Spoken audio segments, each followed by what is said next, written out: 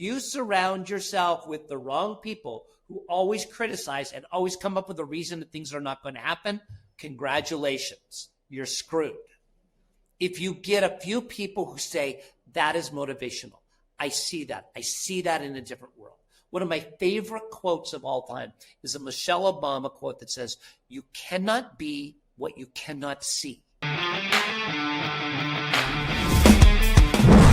Startups with Stu is a podcast for anyone living or wanting to live the startup life, either as a founder or a team member. Your host, Stuart Draper, was a 9-time Inc. 5000 honoree before age 40. This show dives deep into the exhilarating world of entrepreneurship with guests that are seeking advice from Stu for their startup or business owners that want to share their entrepreneurial journey. Listeners always walk away with actionable ideas of what to do to take their startup to the moon. Startup life can feel like a roller coaster ride. And with Startups with Stu, you're likely to turn your roller coaster ride into a rocket ship ride. Get ready to uncover the secrets to startup success from visionary founders and savvy investors who've transformed groundbreaking ideas into thriving ventures. This episode is brought to you today by PodUp. PodUp.com is the leading all-in-one AI-powered podcasting software. If you've ever considered having a podcast, want to get started, go to podup.com and check it out. I produce my podcast, use a variety of tools and producers that help me get everything done that I'm doing. Podallies.com is the agency I choose. If you're interested in having a podcast, you don't want to do it yourself through podup.com, I highly recommend that you go check out podallies.com and schedule a strategy call with one of their production specialists. They will be able to help you and think through everything you need to before you get started on your journey as a podcaster. Ladies and gentlemen, welcome to another episode of Startups with Stu, where we talk about taking your startup to the moon. Today's legend is Mr. Curtis Matsko, the founder and CEO of Portland Leather Goods. Curtis, thank you so much. I'm honored that you'd take time for me today. Of course, anyone who's going to call me a legend, right there, you just start off strong. Way to go. Like we're not seeping into this. We're jumping right in the deep end. Ladies and gentlemen, can you feel the energy that Curtis brings? The coffee in Portland is real, okay? It works. Curtis, thank you for joining. So when did you start Portland Leather Goods? You know, I had a girlfriend, had a bad job. And I said, I don't know if you know this, but I'm an internet marketing genius. And she said, no, you're not. Like, you don't even have a job. You're lazy. You do yoga all the time. And I'm like, no. Quit your job and I'll start up a $100 million company. She said, what are we going to sell? And I said, how about leather journals? And she's like, oh, that's so stupid. That's just so bad. And then my cousin told me it was the worst idea in the world. And so in 2016, out of my garage, I said, let's do this. And we started at art festivals. Started doing $5,000 a weekend and then $10,000 and $20,000. Did weekends of $40,000, $45,000 in a weekend. Went on to Etsy. In a year and a half, became a top 10 of the 3 million people on Etsy. We are a top 10 all-time seller within 18 months. Went on to Shopify. Our first year on Shopify on Black Friday, we did one sale. And this year we did one sale every 3 seconds. Oh my goodness. Every 3 seconds. So we just built it on up. Yeah. And there's so much compressed in that 8 years. Oh, yeah, so, absolutely. So is this episode 1 of this podcast here? Or what? We can definitely do. I would love to have part 2 if you'll give me the time. So, okay. Wait, so let's step back. Were you guys like carnies? Were you like going to, I don't know, was it the farmers markets? Where were you selling on these weekend events? I'm from Montana, and I have not heard the word carny since I lived in Montana 40 years ago. So way to bring that one in there, Stuart. We would make out of my garage, and then we would go to art festivals. So here's the difference. You're startups. You're trying to teach people how to make money, right? Yeah. You got to go where your market is, where people have money or willing to spend money, right? So just going to a bad event with a bunch of people like a fair, that sucks. You get into art festivals. Art festivals are where things have to be handmade so that people are willing to spend more money. Here's why. The people are prettier. It's gorgeous. You sit in a lawn in a white tent and pretty people walk by and tell you you're awesome all day long. It's the perfect thing to build up your self-confidence. They pick up your stuff and they say, this is amazing. And I would just sit there and say, well, I work very hard. I remember one winter, the winter, it got cold and we hadn't done an event for like a month. And I kept designing things in the garage and I'd run it up and show it to my girlfriend. And she said, Curtis, you need to go do events where other people tell you you're clever because I don't have the support 5 times a day to tell you your ideas are great, right? Because I got my energy from the people who are buying my stuff. And you need energy when you start. Mm-hmm. You have to manufacture. You have to use anything you can for that energy because you got to get going because you don't know this thing's going to work out. Yeah. Right? So we would go, and I'm going to tell you, there's nothing more beautiful than sitting in a beautiful, Boise Art Festival is a great one. You're in Idaho there. Yeah. I did 42,000 one year at the Boise Art Festival in 3 days. My goodness. Okay. We had to pay some kids that worked at the local coffee shop.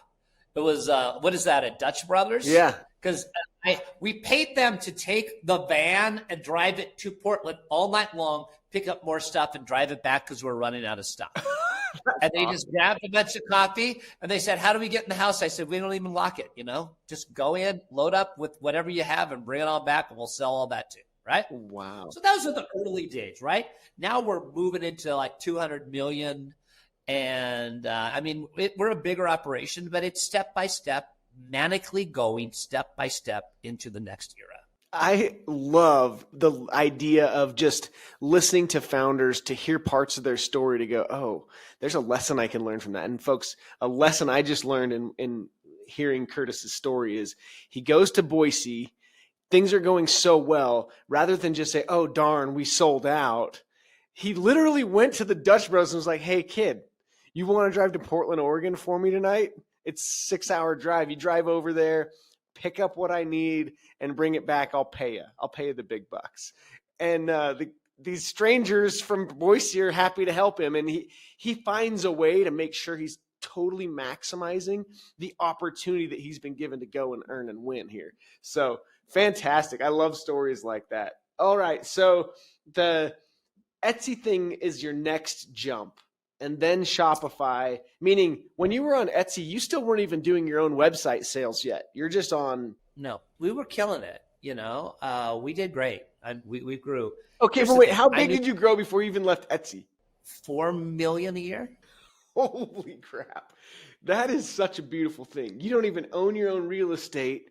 You're just leasing from Etsy to have some online space and using their audience to earn 4 million a year. That is brilliant. What a great way to kind of bootstrap into things. No funding for you. Is that right? No. Oh, goodness, no. I own it all. You've financed, obviously, the warehouses and things like that, or do you lease the warehouses? We're big. So, I think we're 600,000 square foot spread out throughout the world. So, which warehouses, which buildings, what? Yeah, so I got that. We ended up buying 25,000 square foot building in Portland, Oregon. But that was like a game of Risk. Did you ever play? You look like a Risk guy, right, Stu?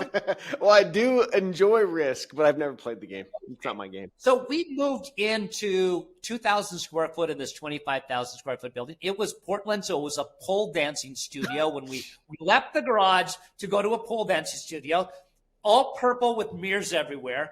The amount of white paint we needed to cover that purple was staggering amounts of white paint, okay? And there was 4 of us. And we're like, what do we need 2,000 square foot for? Well, we ended up knocking down a wall and taking over the next space and the next one and the next one and the next one and the next one. And there was like 18 people in the building when we started. We bought the building. Everybody else was moving on out. And then I remember meeting this guy and he said, Curtis, you're going to need 5 more of these buildings soon. And I'm like, oh, you're kidding. We don't know what to do with all this space. We ran out of space in 6 months, right? Because when you get rid of your restrictions, things have a chance to grow. Mm-hmm. And I'm going to tell you, the number one mistake we almost made was physical restrictions. Physical restrictions will keep your solutions to what you're currently doing and lower what you're going to do. We had a small space we were going to move in, not to 2,000. And if we had moved there, we would be one of the hardest working $3 million companies today. But we made the right choice because you have to continually, day to day, month to month, break through ceilings of expectations. You have to do that. You must always be breaking those down, because I look back and I'm like, well, it's obvious that I bought this building. It's obvious we left the garage. It was never obvious at the time. You've heard that. It's not cliche. You have to say, boom, decision. Am I going to take the risk? I was on LinkedIn today and I was put up an old post when I was in the garage about when I was there. And looking at old pictures reminded me of all the stupid things I used to do. Yeah. I forget. To be a true entrepreneur, Stu, you got to live on your successes, right?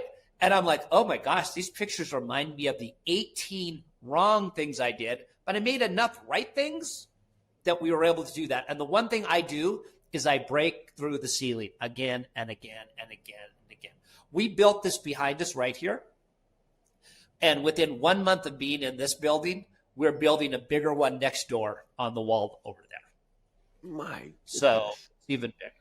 So the demand has gone through the roof. What are the main places where you've been able to find more audience to buy the product? Is it all like heavy word of mouth plus digital marketing? Obviously, I saw on LinkedIn, congratulations, you guys are opening, what was it, 10 stores this year, 20 next? Yeah. Now, well done. This year, meaning 2025, our minds as entrepreneurs are already next year. I have been calling 2025 this year for 6 months. So good for you. You have to, right? 10 stores, yeah, you have to think ahead. Yeah. I've already moved on. As of August, all the rest of everybody's like Black Friday. I'm like, I already know within 1% what we're going to do this year. I moved on to next year. So you've got to, 10 stores next year and then 20 the following year. And what I found out about the stores is they're just a gold mine. And the reason is I'm a D2C marketer, right? All of our stuff is in the US and we sell direct to consumers online. And that seems like the most efficient way in the world, right? Well, we set up a couple stores and their profits destroyed it, like 40% profit margins. Well, I'm like, that can't be, how is that possible? Well, no shipping, right? When you sell to individuals and you have to pay shipping all around the world, you're going to take 12 to 13% of everything you do and send it out as shipping costs, right? No marketing. We do what we call MER, marketing efficiency ratio. We'll spend 20 to 22% of our total sales for marketing online. And 92% of it's going to be with Google and with Meta, right? Those are the big engines.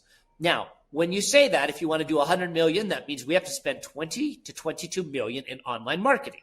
Now, 12% more that you have to do to ship out all the product. Wait a second. A store is a billboard that sits there in the middle of a city telling people who you are, that has the ability to accept cash. It's a billboard where people can stop and hand you money. And all of a sudden we added it up and I'm like, the margins are staggering. So just for you, Stu, we're putting one up in Boise so you can drive on over that long drive through southern Idaho that just goes forever. When is the opening day? I'm there, Curtis. It is. I'll probably be to that one. I believe it's in May. Good for you guys. That's exciting. And they're at the mall. Now, we have the LOI agreed. The lease is like 98% there. The day that we signed that official lease, they told me it's like done, but we always wait till the contracts are signed. Absolutely. And then I'll let you know. And it's a staggeringly great location. It's exactly where you want to be in Boise. Good for you. That's awesome. How exciting. I think that Boise. And if I find that those kids that drove and got me those things years ago, I'll hand them some free bags. Heck yeah. That's delightful. I love it. So as far as goals go, did you have the goal to go and grow a $200 million business? I was in school long enough that everything in my mind runs on semesters or quarters, right? So it's basically Harry Potter Day. What day is Harry Potter Day? Stu? I'm not nerdy enough for that, darn it. You are nerdy enough. I can tell deep down. I know my brother Travis would be so embarrassed that I can't say September 1st, Harry always gets on the darn train, right? September 1st. September 1st. So the quarter is from the beginning of September till Christmas, right? That's Everyone knows that's your first little chunk. And then everyone takes your break. And then you have from January to, April, May. And then you have summer, right? I always did it initially because you were just grow on those 3 to 4 month increments. Like, how do we get from August, September through Christmas? Now, what's the plan for the next 4 months? And you've got to be, when you're double, I'm going to tell you the numbers, and I want everyone to understand when I tell you the numbers of our growth and the way that we scale, I am not saying it to brag, and I'm not saying it's easy, and I'm not saying it other than it is possible when you do things right. We went 1 million, 2 million, 4 million, 8 million, 16, 32, 64, 128, straight on up. Those are exactly doubling, right? And the reason is we drew it out and said, this year we will do it this route. We figured out our market efficiency ratio. We figured out what product we needed.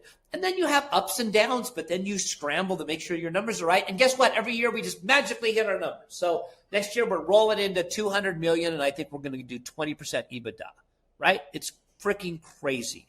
We're creeping in.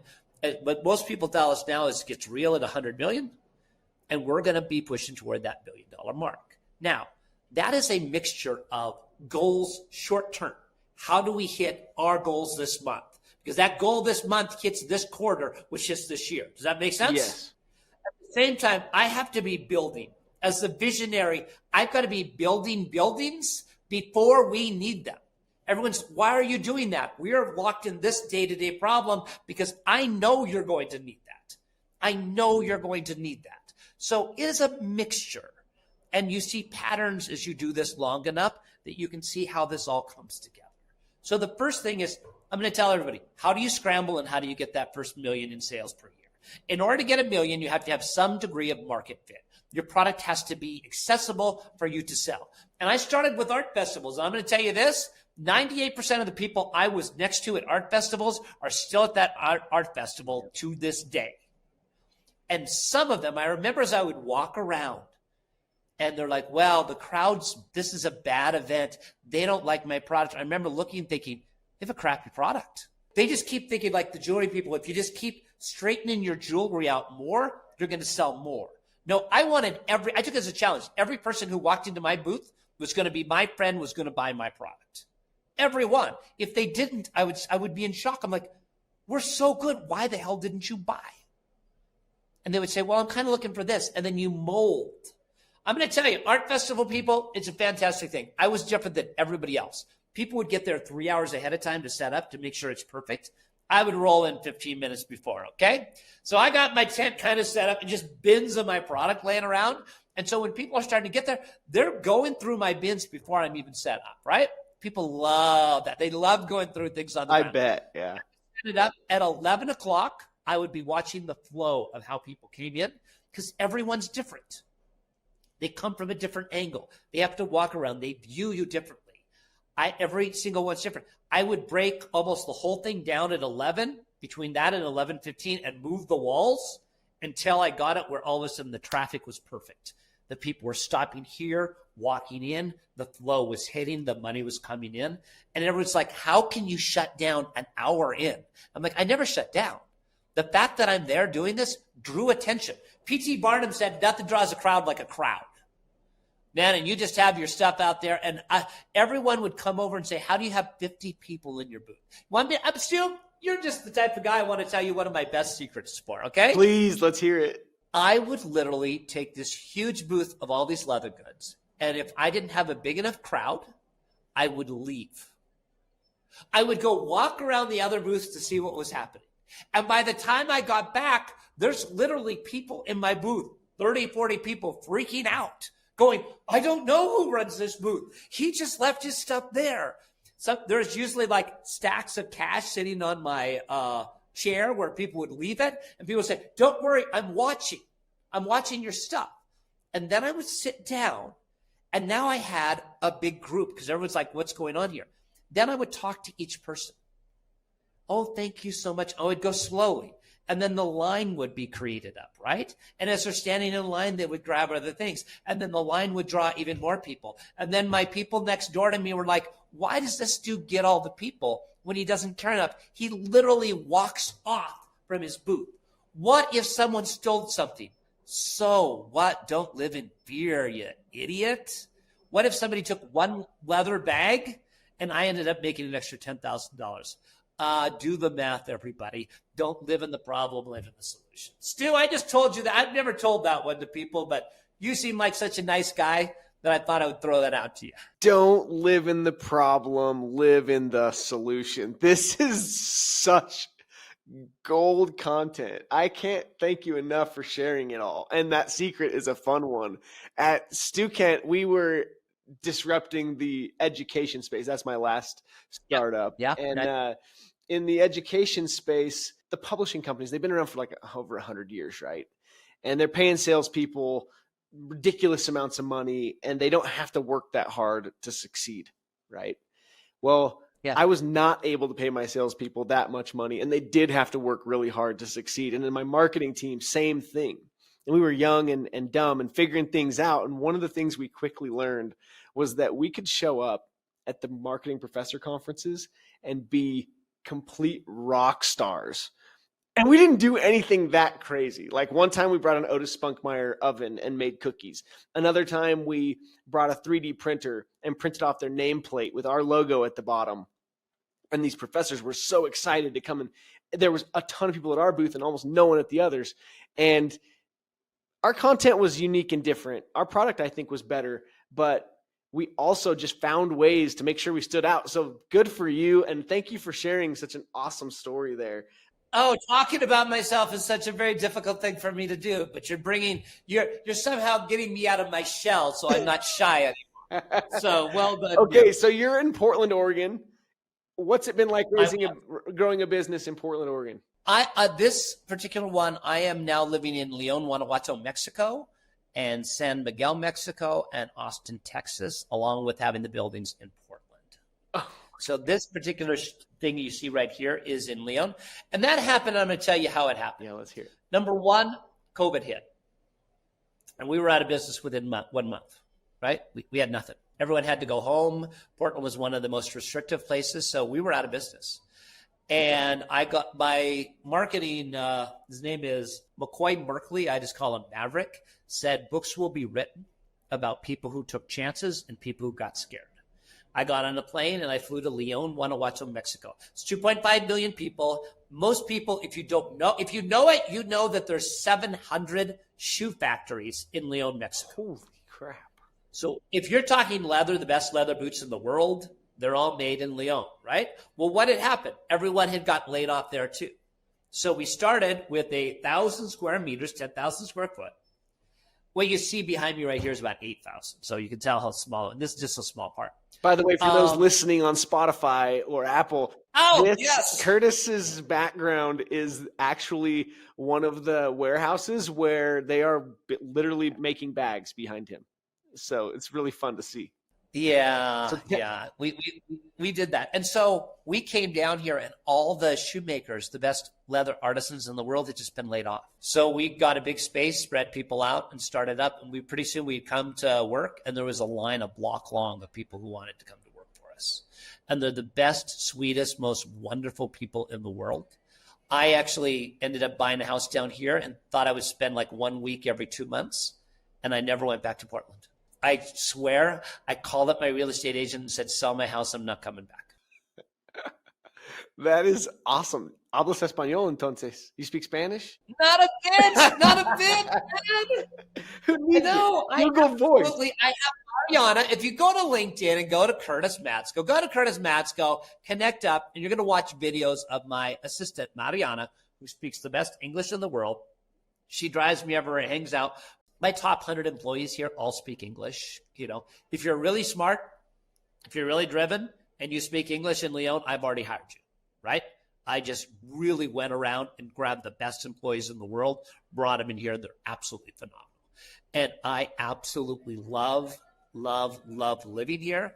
And I got a place in San Miguel Allende. If anybody knows about that, it's an artistic town. It was Travel Magazine called it the top small city in the world. And I absolutely love it. It's about 2 hours away from here. And I'll tell you what, it's a fun little life that you create up once you start going fast and down these new paths. Here's the thing that I would tell anybody, Stu, that's starting up a company. You can't plan it. The best successes you're going to have are going to be a mystery.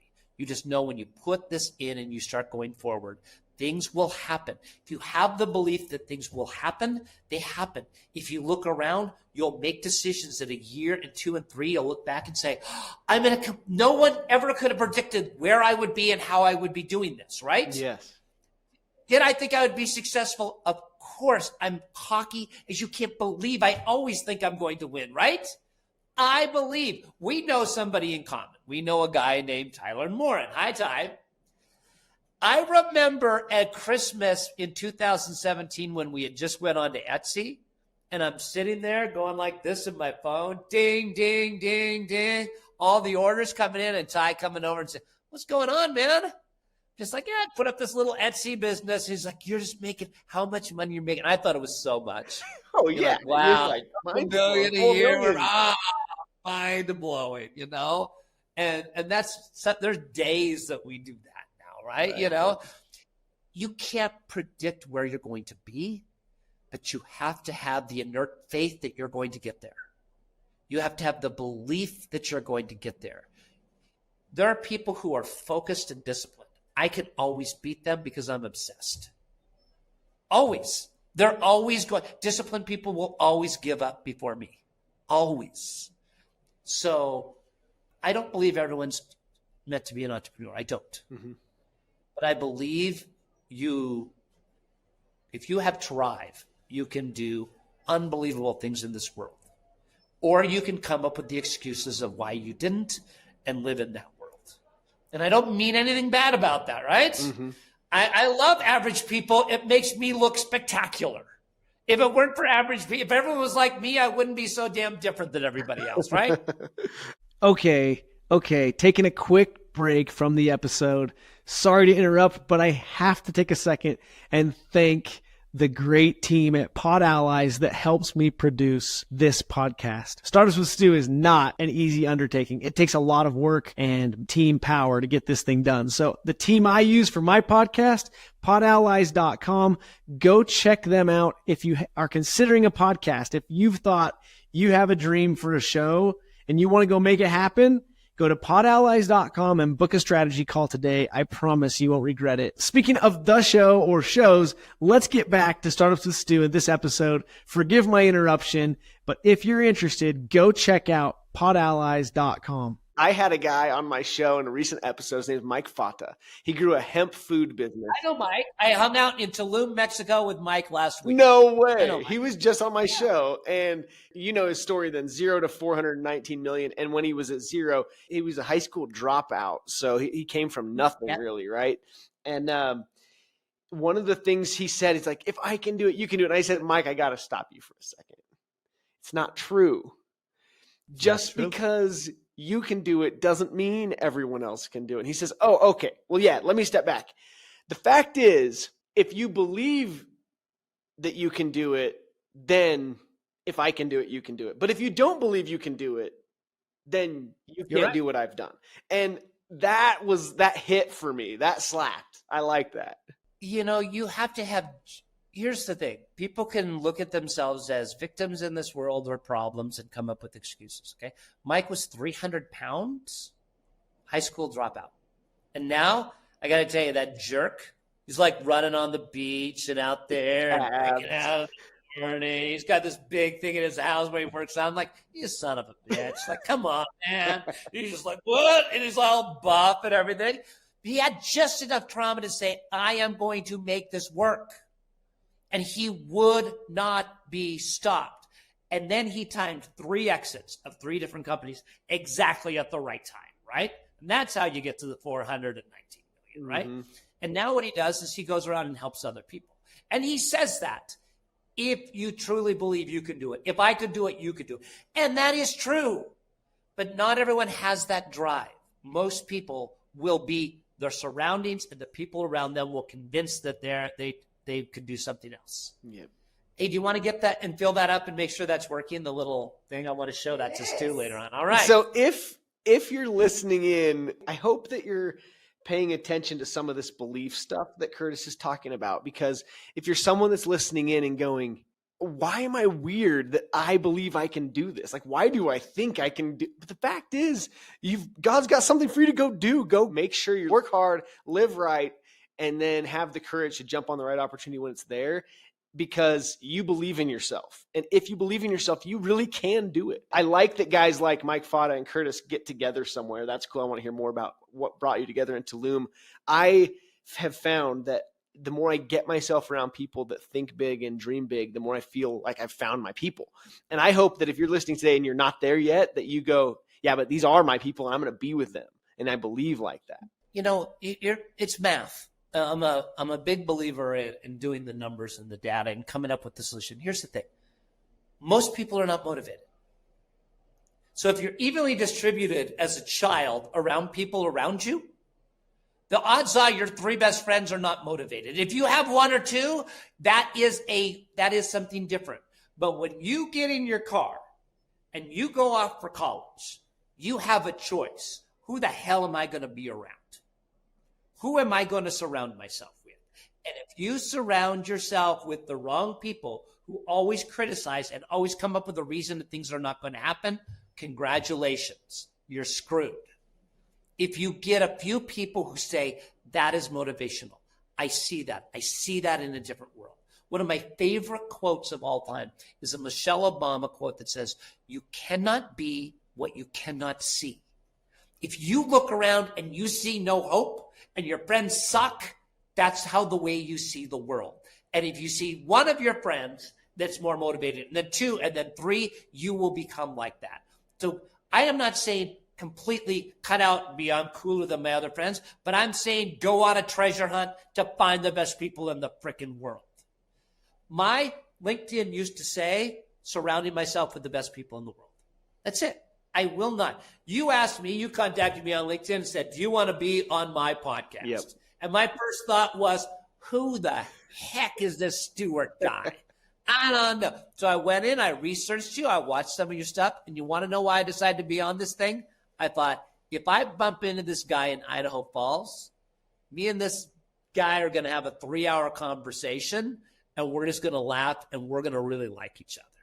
Absolutely. That's the reason I'm here, because I would not spend an hour with somebody who sucked. They're not worth my time. I have a young lady named Mariana. So Mariana, come on here and say hi to Stu. This is my personal. When you started talking Spanish to me, do I speak Spanish? Nada. Nada de español para él, huh? Hola, how are you? Good, great. Hanging out here, just listening to you guys drop some gems. She is the absolute best. She helps get me through the day. She's always being supportive. And she gets bad people off my schedule. People say, what do you do? And she does 1,000 things. Number 1, she doesn't let you in the room with me if I should. I don't even know about all the people who have asked to be in with me, who she's cleared out of the way. You're making me sound like the bad guy. No, I think you sound like the saint that you are. Mariana is a lifesaver for you, right? The time she stays, and I didn't even know. Every penny.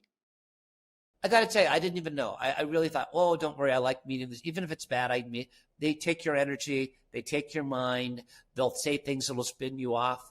You know, it's just not worth it. So you really want to be in the rooms with the best people, because there are only a certain degree of motivated, breakthrough, kick-ass people in the world, and not everyone can have them. One of the best things, we were at this dinner one time here in Mexico, and we had some people fly in, and they're just in awe. We're like an 18-person dinner, and they're talking to everybody, and they're like, do you know how lucky you are to be surrounded by such great people? And I said, luck? It took me 8 years of hiring. I personally sat in over 5,000 interviews. Oh, my goodness. Wait. Hold the brakes. Did you say 5,000 interviews? Yes. You personally? Yes. Okay, that is genius. I love it. I love this. You guys pay attention here, because I believe in this. I interviewed at StuKent until we passed like 110, and then someone talked me out of it. Stu, you don't need to be here. This is you're doing busy work that doesn't need to be your work. Let the Chiefs chief. Let them build their teams. I highly regret letting go of the hiring part of the job. of the CEO. And I wouldn't always do all of it, but I was eventually, then it got to be further on and we would have group interviews, but I would come in for 10 minutes. And you may have noticed I have a little bit of energy, right? Absolutely. Okay. And I can seem kind of crazy to the average employee. So what we found is if they met me for 10 minutes in an interview and they got to know that this guy's just joking around and he's fun and that's who he is, then when they got hired and I walked past them, they would say hi and they would relax. If they didn't know who I was and they got hired and they're like, that dude over there, the crazy one, that's the CEO. And I would walk past him in the hall and say hello, they would freak out. Yeah. Or I would say something and they would misread it. If I'm in the interview, they feel like they know me, and then we can create this relationship, and they create an understanding of me.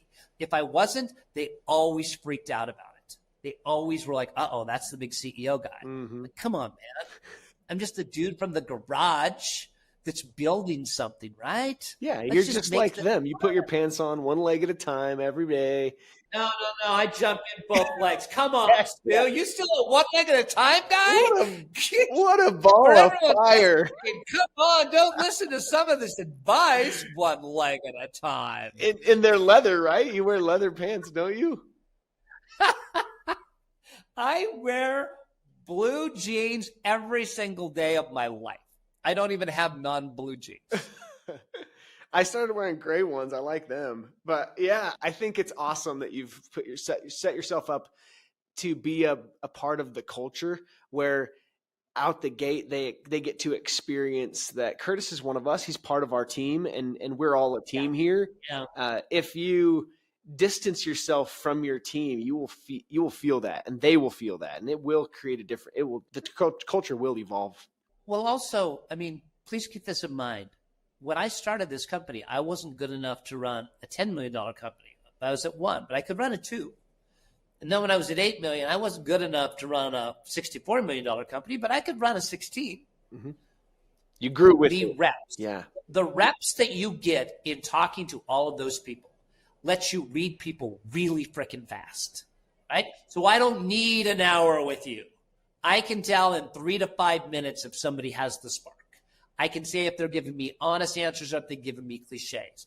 I can tell because I put in the reps. And people say, how can you read people so well? Because I put in the time to learn how to do it very, very fast. That's not only good with employees. I have said in big boardrooms all around the world, and I can do it with them too.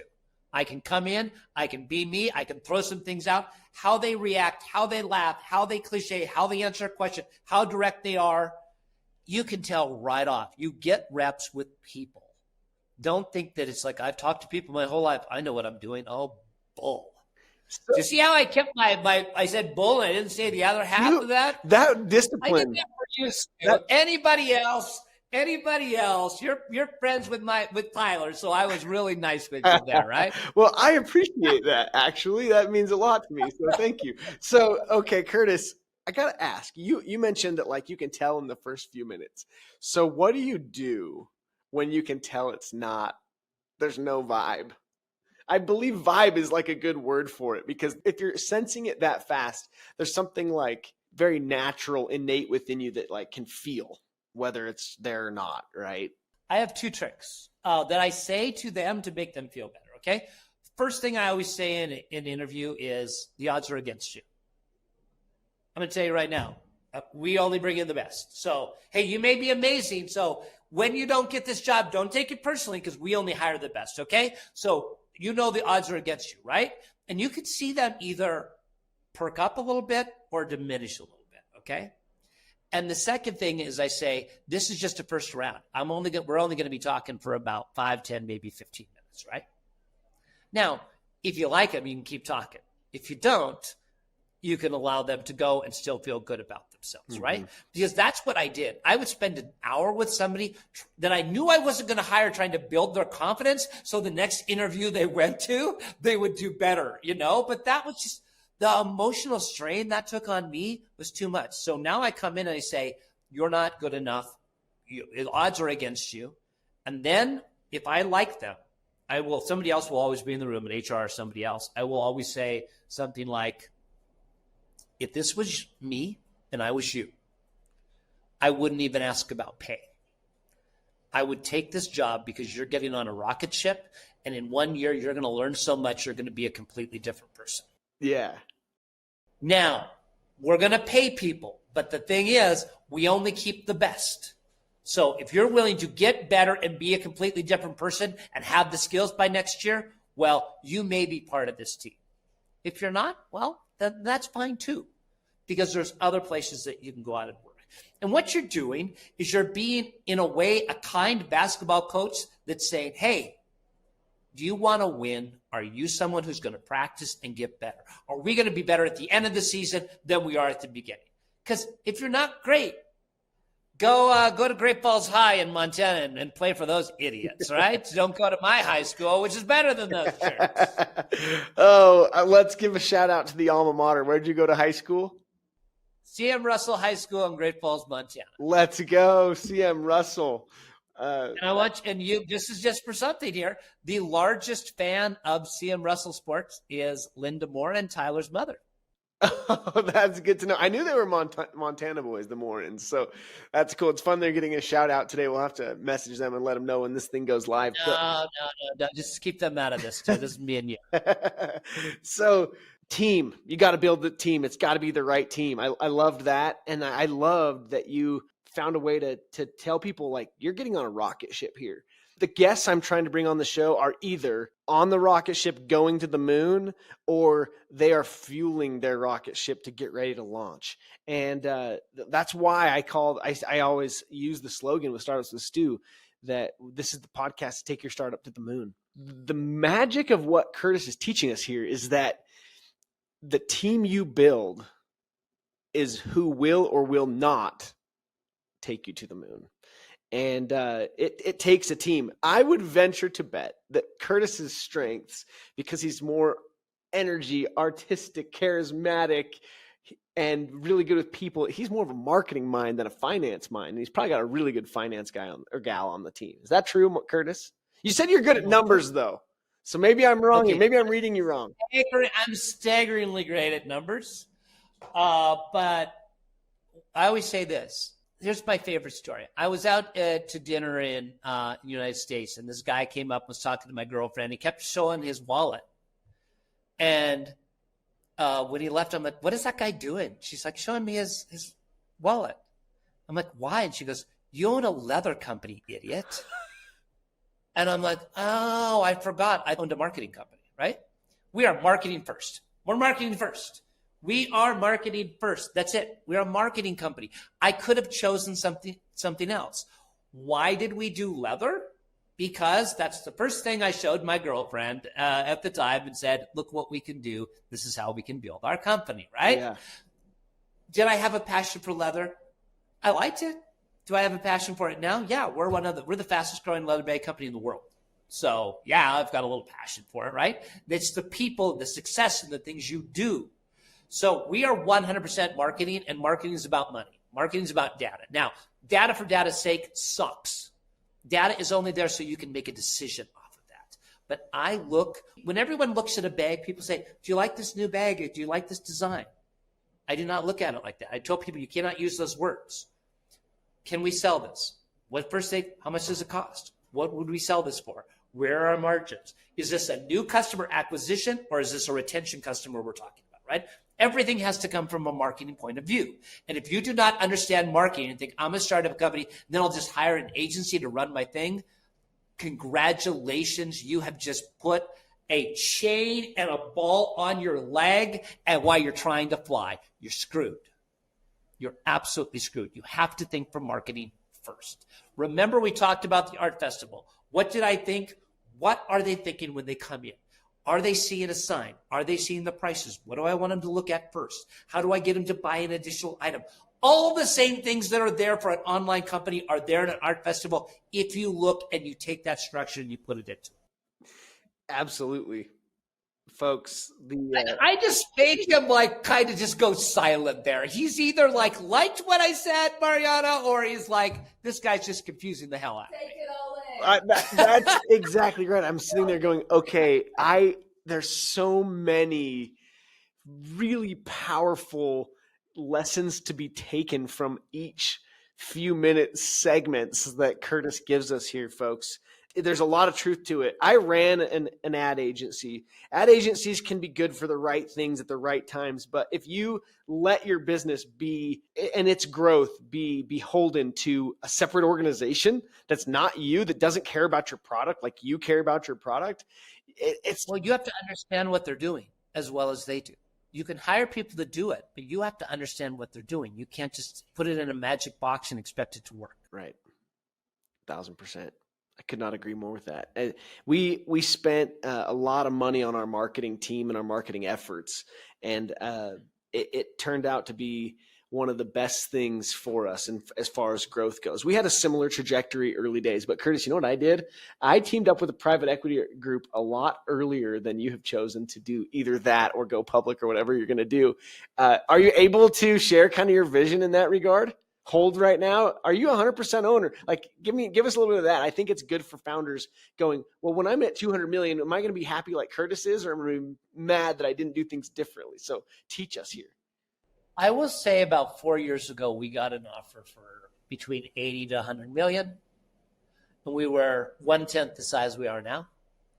And I absolutely said no. I actually insulted them when they laid it down and I read it. And I did a 30-minute spiel about how they would regret not paying me a lot more for a little company at the time, right?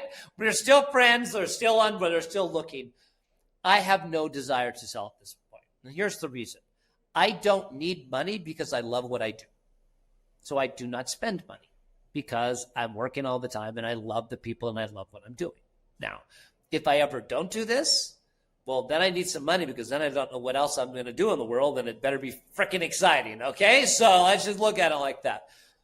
I tell everybody this. We do not know what the future is. But in the next 3 years, we're going to create one of the most profitable companies. We're all self-funded from I did take a $5,000 loan to buy a clicker press, which is the way you cut leather, in my garage, at the start of this. And since then, we're just like, let's just run this thing, okay? I don't want to rely on other people. Someday, we'll get to the point where maybe this is too big for me. Now, do I think I'm going to get better at that time? Yeah, because I deal with a lot of CEOs and a lot of people out there in the world. And guess what? When I meet them, my first thought is, I love this person. I'm just as good as they are, or they suck. I'm better. And when you have that attitude, I'm going to get better next year and the next year and next year, because you're going to have this. And if I can teach one lesson to everybody, you're going to have doubts because you're going to say, I've never done this before. No one's ever done it before until they do it the first time. Yeah. So suck it up. Drive down the street. All of those houses and businesses and streets and lights, everything went from an idea to somebody created up to create it. Yeah. These are little miracles. Everything that you see in the world is a little vision of a miracle of somebody making something happen. And nobody did it before until they do it the first time. Yes, go find a way. That's what entrepreneurs do. They don't have it all figured out, but they go figure it out. And they look at the other entrepreneurs doing it and go, if they can do it, then I can do it.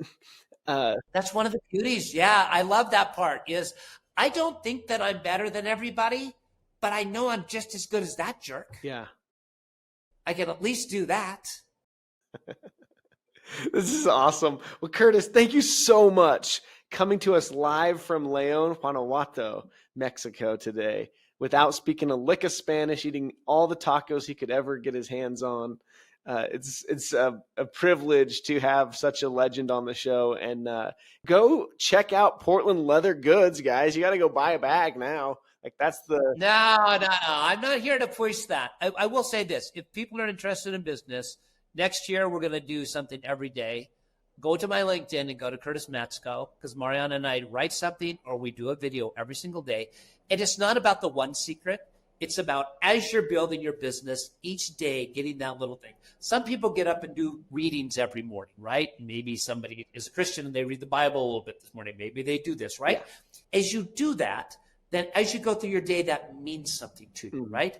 And that builds on itself.